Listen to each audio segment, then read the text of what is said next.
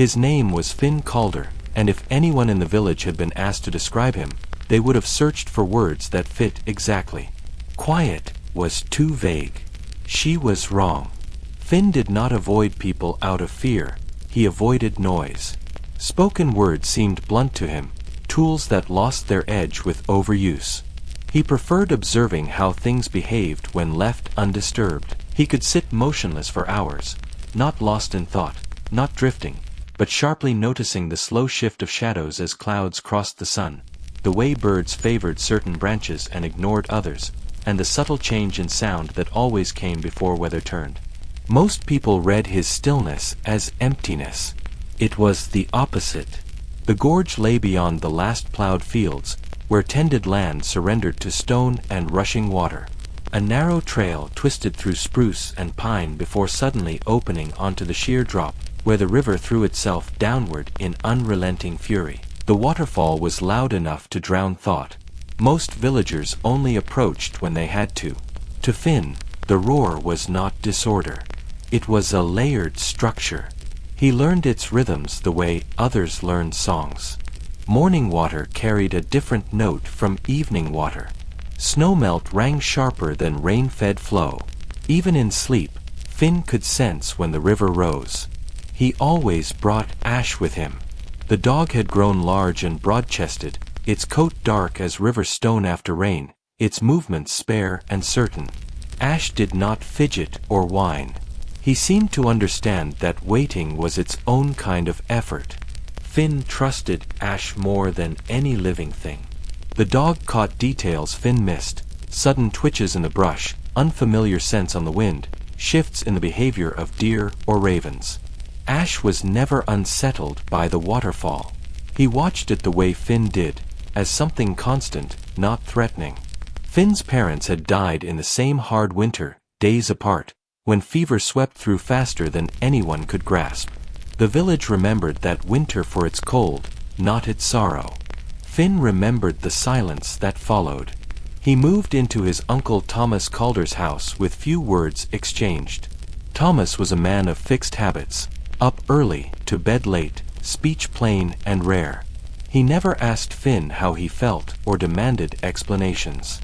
This arrangement suited them both. Finn quickly learned how to be useful without drawing notice, chopping wood, hauling water, and mending what broke. In return, he was left in peace. After that winter, Finn stopped asking why things happened and began asking how.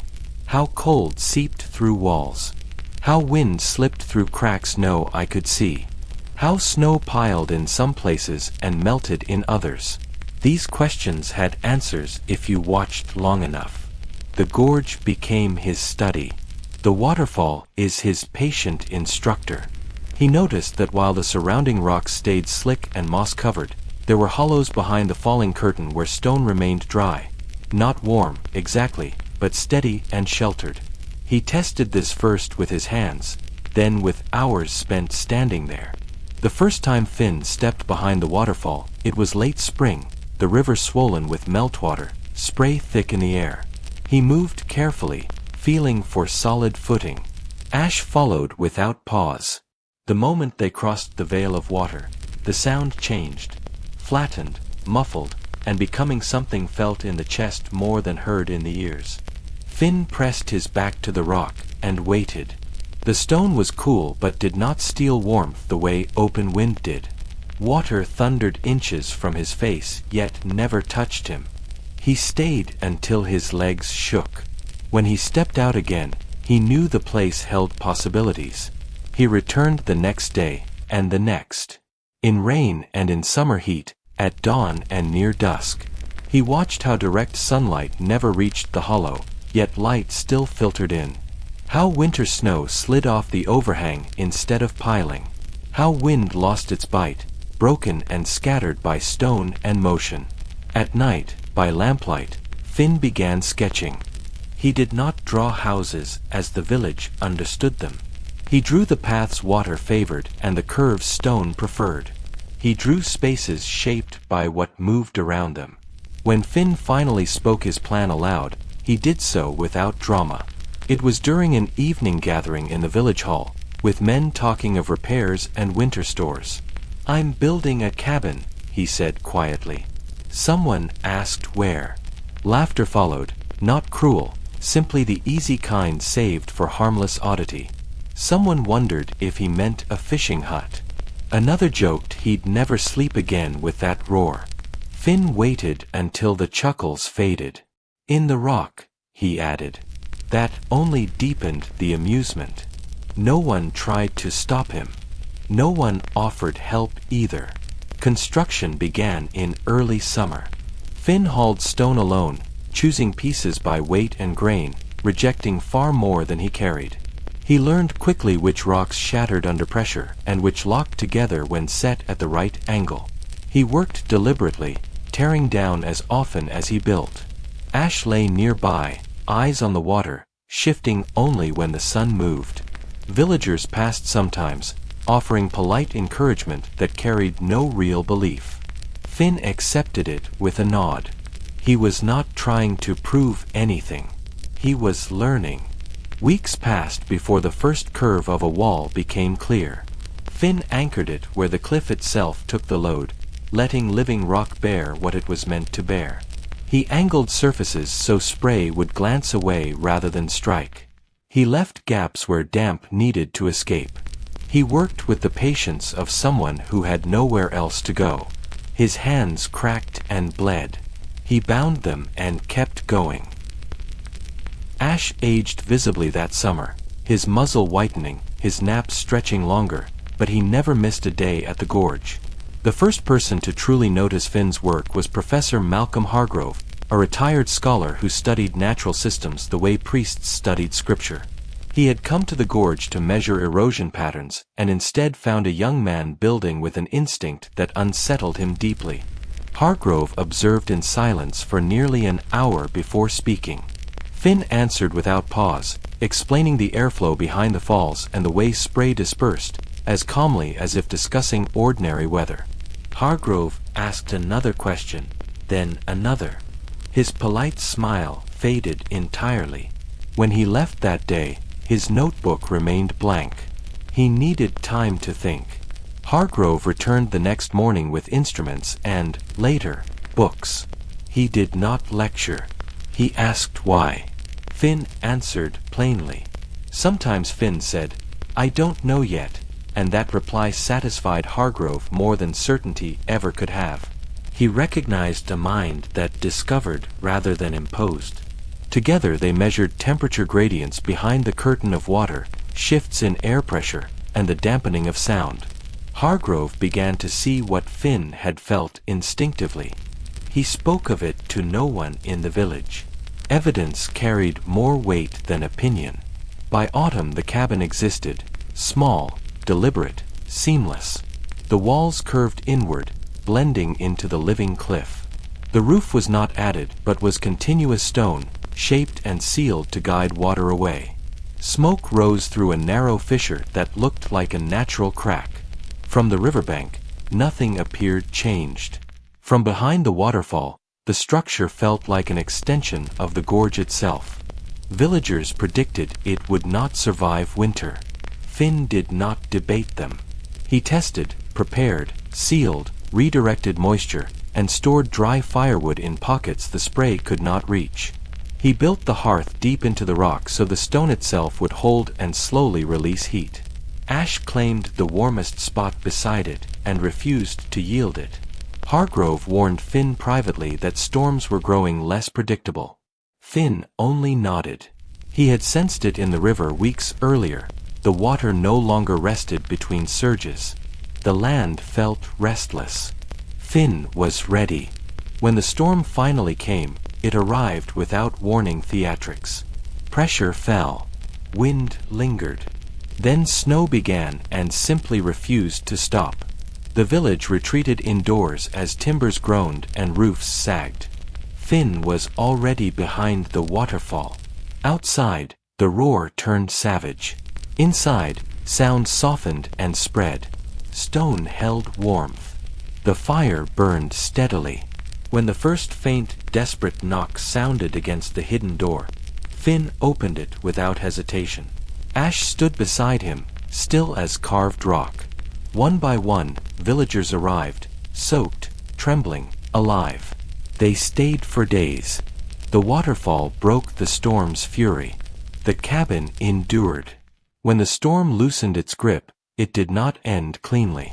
Wind eased first, losing its cutting edge, shifting from a scream to uneven breath. Snow still fell but drifted gently now instead of driving sideways. True silence came last, thick, unfamiliar, like a long-held breath finally released. Finn stood near the falls before dawn, motionless, with Ash at his side. He waited without impatience, listening for the single detail that mattered. The river's voice had returned to its old rhythm. That, more than the pale sky, told him the worst had passed. The village below looked rearranged rather than ruined. Rooflines bowed under uneven weight. Chimneys tilted where mortar gave way.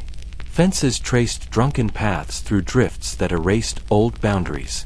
Smoke rose thin and cautious from only a few homes. Finn observed without judgment. Damage was simply information about pressure, direction, weakness, and chance. He noted it quietly, the way he always had, then turned toward movement below. Far along the buried road, a lone figure struggled through the snow. Ash's ears pricked, catching the crunch of boots before Finn could make out the person. One by one, the sheltered villagers emerged from behind the waterfall, stiff, pale, and blinking in the weak dawn. Their faces looked older, drawn by fear that had found no outlet. Words were slow to come. Gratitude existed, but language trailed behind it. Professor Hargrove lingered near the entrance, notebook still untouched in his pocket. He watched villagers glance back at the falling water, not with old dread now, but with something nearer to reverence. He understood that survival had rewritten the village's story. The only question left was what they would do with the new version. The village did not celebrate. It worked. Paths were shoveled first, then doors freed from ice, then roofs braced where they still could be saved. Finn joined wherever extra hands were needed, hauling timber, lifting fallen beams, digging channels for future melt. He spoke little. When thanked, he nodded and moved to the next task. He explained the cabin only when asked directly, and then only in terms of mechanics. Curved stone, moving water, and deflected force. People listened differently now, not because he spoke louder, but because they had felt the truth in their bones. Ash became a quiet center in those days. Villagers reached to touch his thick, graying coat as he passed. Children sat pressed against his steady warmth while parents labored. Ash accepted it all calmly, tail thumping once before he settled again. His age showed clearly now, muzzle nearly white, steps measured, rests frequent. Finn adjusted without thinking, carrying heavier loads himself, pausing more often. Time, like the river, made no bargains. Finn did not resist it. He moved with it, the way he had learned to move with water. Caleb Morris, the village's most respected builder, voiced his doubt even as he worked beside the others. He did not raise his voice or mock. He simply spoke with the calm certainty of decades spent doing things one proven way. One storm proves nothing, he said. A hidden cabin behind falling water is clever, maybe, but not practical for ordinary families. Finn listened without reaction. He had long ago learned that arguments seldom changed minds. Weather did that work far better, and weather, he knew, would come again. Hargrove watched Caleb closely, not with irritation, but with the patient interest of a scholar waiting for the next piece of evidence to arrive. Professor Hargrove invited Finn to his home one evening as winter deepened once more. It was the first time Finn had crossed that threshold. The house smelled of old paper and wood smoke, shelves bowed under the weight of books and instruments, notes layered upon notes. Hargrove brewed tea and spoke without ceremony. He told Finn the cabin was not luck, it was applied understanding. He asked if Finn would help document the methods. Finn shook his head. "I don't know all of them yet," he said quietly. Hargrove smiled. Then we start with what you do know. Not to prove you right, to make it repeatable. They worked together through long weeks. Hargrove measured and recorded, Finn demonstrated and tested. They returned to the gorge in snow and sleet, charting temperature stability behind the falls, air pressure shifts, sound diffusion, and stress lines in the stone. Finn learned formal names for principles he had always felt. Hargrove learned restraint, letting observation shape theory instead of forcing conclusions. Slowly, the cabin shifted from oddity to model. That suited Finn. A model could be shared without drama, improved without pride, and survived the next storm even if he could not open the door himself. Spring came unevenly, snow retreating from open ground yet clinging to shadowed slopes. The gorge roared higher with meltwater, sharper and louder. Finn used the thaw to strengthen weak points exposed by freeze and expansion, replacing shifted stones, widening drainage channels, and correcting flaws openly. Villagers watched more closely now. A few asked questions. Finn answered honestly, including what had failed. That plain truth earned trust more surely than bold claims ever could. Even Caleb Morris visited once, standing silently behind Finn, eyes tracing the work as though hunting for hidden luck. Summer brought a quieter pressure. People began asking Finn to examine their homes, barns, and sheds. They sought certainty. Finn could offer only principles. He walked with them, pointing out wind paths, snowdrift patterns, and angles where weight collected dangerously. He spoke softly, tying every word to visible evidence. Some listened and made changes. Others nodded politely and did nothing. Finn did not press. Fear made people rash. Habit made them stubborn. The best he could do was leave knowledge within reach and wait until someone chose to take it. The second major storm arrived earlier than expected, less violent than the first, but quicker, with little warning. This time, fewer waited too long. Families reached the Waterfall cabin sooner, carrying supplies or tools.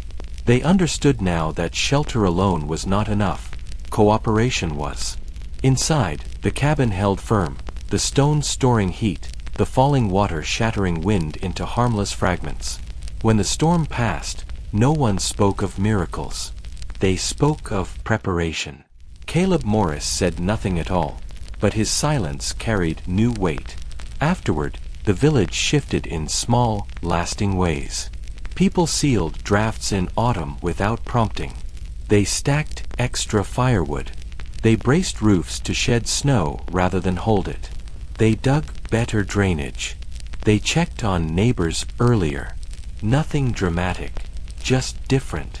Finn did not call meetings or give speeches. He kept working. Hargrove, however, began offering short lessons in the village hall, using Finn's observations as calm examples. He presented the Waterfall cabin not as a legend but as a practical case study. People listened because the lessons were immediate and useful. Caleb finally approached Finn directly one cold morning, not in crisis, but during ordinary labor. He offered no apology, no praise. He simply asked, "Why does the air feel less sharp behind the falling water?" Finn considered him for a long moment, then answered plainly. Moving water disrupts wind structure, breaks laminar flow into turbulence that loses force. It also raises humidity, which changes how cold touches skin. Caleb listened, brow creased, then nodded once. It was not full agreement.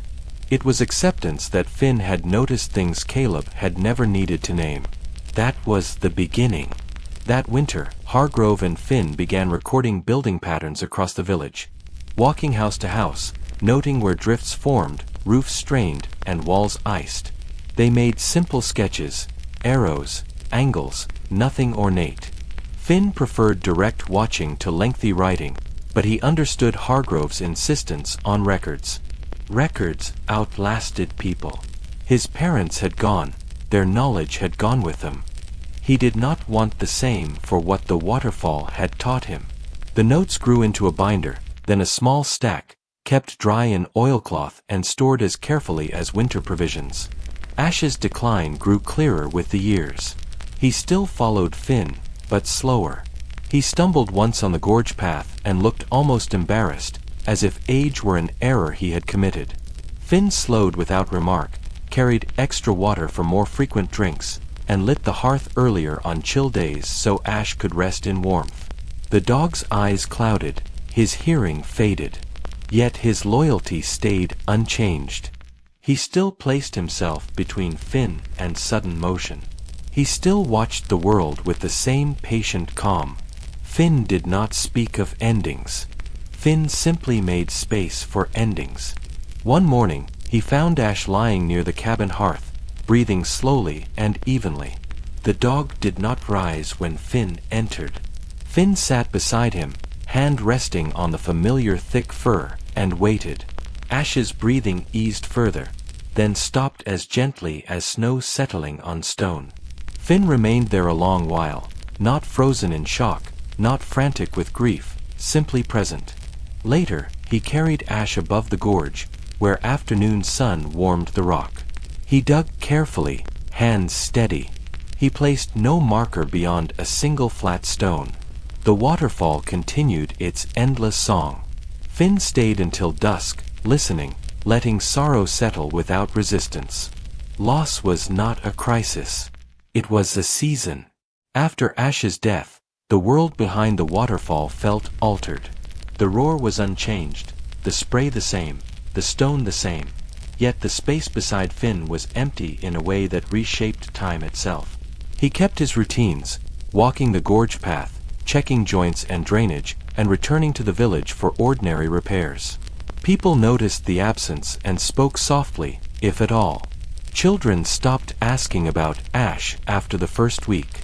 Adults avoided the subject as though words might disturb something still healing. Finn preferred it that way. He needed no comfort wrapped in conversation. He needed continuity. In the years that followed, the cabin became less a secret refuge and more a quiet reference. When storms threatened, families knew the way, but they came less often because their own homes held stronger. Preparation had spread like a slow habit. Roof angles shifted across the village, drainage improved, and windbreaks took root. People began siting new sheds with terrain in mind, avoiding natural drift pockets. None of this was openly credited to Finn. It did not need to be. The village had simply grown more watchful, behaving, in small ways, as Finn had always behaved, observing first, acting second, speaking last. Hargrove eventually published a modest paper in a regional journal, careful, understated. He described the waterfall cabin not as a wonder, but as an example of patient observation. Finn was mentioned once, in a single unadorned sentence. That suited Finn perfectly. Recognition felt slippery, like thin ice over deep water, beautiful, but risky if leaned on too heavily. What mattered was that the ideas traveled. A teacher in a neighboring valley requested a copy, then a builder, then a farmer facing hard winters. Hargrove sent them freely, insisting the knowledge belonged to anyone who met the cold. Finn read the paper once, folded it, and set it aside. He cared more whether a neighbor's roof held next season than whether a sentence remembered his name. Caleb Morris changed gradually, in a way that felt true. He began asking questions privately, never in public where pride might corner him. He started using Finn's drift sketches when planning repairs. One autumn he built a new shed with a roof pitched to shed snow rather than trap it. Villagers noticed. Caleb shrugged it off. The next year he braced a neighbor's beam in a way he once would have dismissed, distributing the load more evenly. "Just good sense," he muttered when asked. Finn said nothing. He understood. Sometimes pride needed a quiet path, not a loud apology. What mattered was that the brace held. The waterfall cabin endured. Stone darkened with age. Joints settled into lasting balance. The hearth left honest soot on the inner rock. From the river it remained invisible. From within the hollow it felt inevitable, as though the cliff had always meant to hold shelter. Finn maintained it without sentiment, replacing what wore, correcting what shifted, and never adding decoration. It stayed exactly what it was, a stable space where nature's force broke itself against moving water and curved stone. When new families visited, he did not tell tales.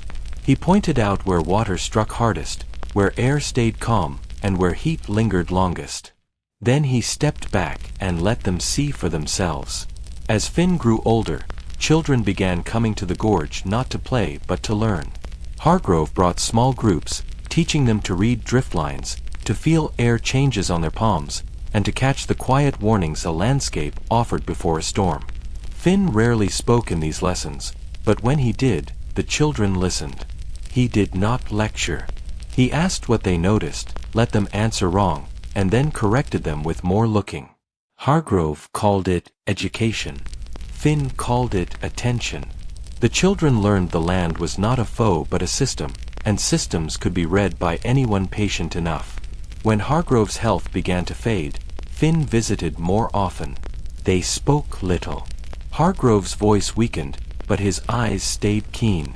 One snowy evening he asked what Finn would do with the notebooks after he was gone.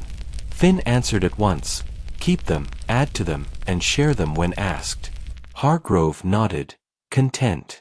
He died quietly later that winter, leaving stacks of paper that looked plain until you realized they held a careful map of survival, drawn in measurements and restraint.